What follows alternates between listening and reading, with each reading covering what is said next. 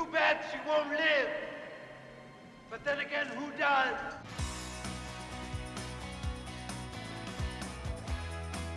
Number 10. Tron. The 1982 sci-fi adventure film Tron stars a fresh-faced Jeff Bridges as a computer hacker who gets transported inside the digital world and must participate in a series of gladiator-like games. It's honestly a pretty cool concept, and Disney thought so too, throwing a massive amount of money into its marketing.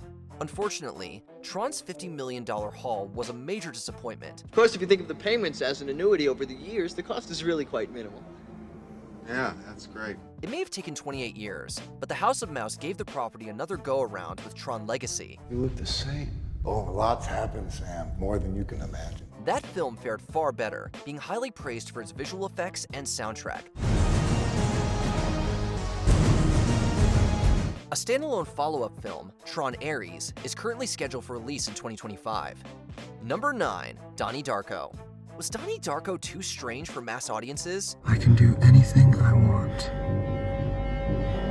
And so can you. Maybe its paltry box office performance can be blamed on the scarce advertising? It's likely a little of both, with some bad timing thrown in for good measure. What happened? The film, which features a plane crash, was released just over a month after the 2001 attacks on America. But, regardless of the abysmal $517,000 plus initial run total, the movie became a cult classic, earning much more money in home video sales. Donnie is experiencing what is commonly called a daylight hallucination.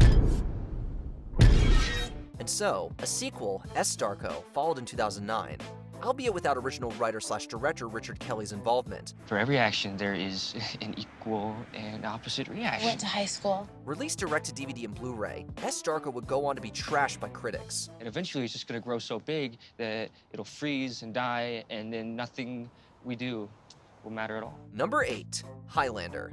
A mix of sci-fi and fantasy, not to mention a helping of captivating drama, Highlander was a highly enjoyable sword-swinging viewing experience. However, not even stars Christopher Lambert and Sean Connery, nor its legendary Queen soundtrack, could elevate it to be a box office success in the late 80s. Who is the woman?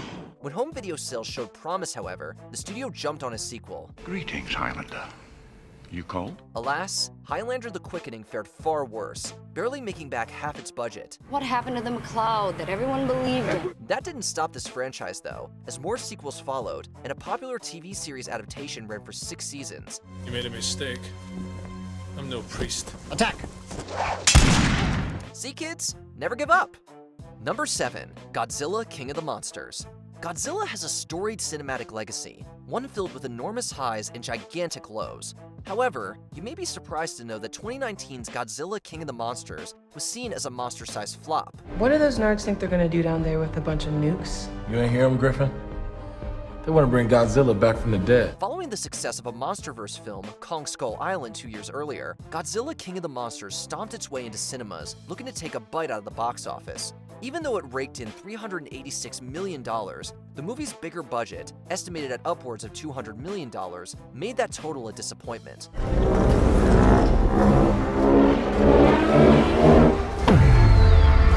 Luckily for us, the follow-up feature, Godzilla vs. Kong, managed to deliver the goods and profit. This despite being released simultaneously on Warner Bros. Streaming service Max amidst the pandemic. Number 6. Hellboy. Like Godzilla, the superhero movie genre has seen its fair share of highs and lows. In the early 2000s, though, things seem to be heading in the right direction, with big success stories like X-Men and Spider-Man. So why not a little Hellboy in cinemas? Hellboy. He's real. While audiences and critics praised Guillermo del Toro's action/horror superhero offering, it struggled at the box office. Not able to make it to $100 million, the $60 million feature was labeled a bomb. Hey! I'm on your side! Sure. Despite the lackluster haul, Del Toro and co. were tapped for a sequel, 2008's Hellboy 2, The Golden Army. While that film did better business, the studio opted to nix a planned trilogy and go in the reboot direction, which may have been a mistake. Number 5. The Chronicles of Riddick. Few people would have guessed that the indie sci-fi horror flick Pitch Black would spawn a franchise when it was released in the year 2000. Where's Johns? Which half? The film, thanks to its modest budget, became a box office success. Enough of one to get a sequel? There's no semblanza. That decision would be made thanks to the burgeoning success of one of its stars, Vin Diesel. Due to the Fast and Furious, Diesel was on the rise, and Chronicles of Riddick was given the go-ahead with a major budget increase. Unfortunately, it bombed, big time. Even so, another sequel, 2013's Riddick, went ahead after some major bankroll finagling, that is. There are bad days. And then there are legendary bad days. This was shaping up to be one of those. The film did okay, and now a fourth film is in the works. Number 4, The Boondock Saints. Before any of them were overly famous, Norman Reedus, Sean Patrick Flanery, and Willem Dafoe starred in the late 90s action thriller The Boondock Saints. The film follows two Irish brothers who become vigilantes of sorts after offing members of the Russian mob in self-defense. Do you know what we need, man? Some raw. Absolutely. What are you, insane? I'm not insane. Charlie Bronson's always got raw. Unfortunately, it was a box office failure. The movie's underperformance could likely be attributed to its scaled-down release in the wake of the Columbine school tragedy just a couple weeks earlier. But with cult status filmily cemented in the years that followed, a sequel, Boondock Saints 2: All Saints' Day, was released in 2009. With much more exposure, it fared slightly better. Emphasis on the slightly. I could feel it, heavy in their presence. Something calling them back. Number 3, G.I Joe, The Rise of Cobra. G.I Joe, The Rise of Cobra had a lot going for it. Technically, G.I Joe does not exist, but if it did, it'd be comprised of the top men and women from the best military units in the world, the Alpha Dogs. For one, there was an existing fan base and a multitude of lore to mine from. It also had a flashy cast led by Channing Tatum. It should have been a big hit, right? Not quite.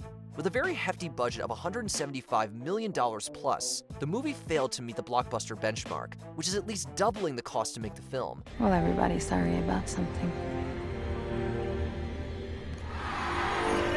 Despite it being nowhere near a hit, the studio opted to give it a sequel, but not before giving it a major overhaul in the cast department. You want that case? You're gonna have to come through me. However, not even The Rock and Bruce Willis could give the Joes a reason to keep going on the big screen. Number 2, Triple X State of the Union. The early 2000s really did belong to Vin Diesel. Dick, you've just entered the Xander Zone. One of the megastar's blockbusters during that time was the action flick Triple X, centering on an extreme sports athlete turned spy for the NSA. When the studio wanted to make a sequel, however, Diesel said no, turning down a whopping $20 million in the process. Go home, Triple X. Shit! That's an order. So, they replaced him with rapper/actor Ice Cube for 2005's Triple X State of the Union. I want to give you a job. And why would I do a damn thing for you? You ever see lions at the zoo? The results were not great by any measure, and it felt like the franchise was officially done. That is, until Diesel decided to return. I've never seen anything like it. This group is lethal, and they don't care who or what gets in their way. I was hoping you'd be interested in headlining the next fight card. 2017's Triple X, The Return of Xander Cage, did big numbers as audiences flocked to see Vin do his thing one more time. Number 1, Blade Runner. Could it be that the beloved cinematic masterpiece that is Ridley Scott's Blade Runner was a box office dud? Believe it. They were designed to copy human beings in every way except their emotions. And the designers reckoned that after a few years, they might develop their own emotional responses. The now celebrated film, which sees Harrison Ford's character track down rogue replicant life forms, completely underperformed upon its release, and actually polarized critics and audiences at the time. All those moments will be lost in time. Of course, the years have been good to Blade Runner, and it has since enjoyed numerous re-releases and extended cuts. As for a sequel, it got that too. Blade Runner 2049 arrived in 2017, along with Ryan Gosling, a returning Harrison Ford, and a massive budget of $200 million. The 3-hour R-rated film proved to be popular with audiences, but not enough to be a smash hit at cinemas. How's it feel, killing your own kind? I don't retire my own kind because we don't run. Do you think these films deserved a sequel? Share your thoughts in the comments below. Did you know him? No. Did you enjoy this video? Check out these other clips from WatchMojo, and be sure to subscribe and ring the bell to be notified about our latest videos.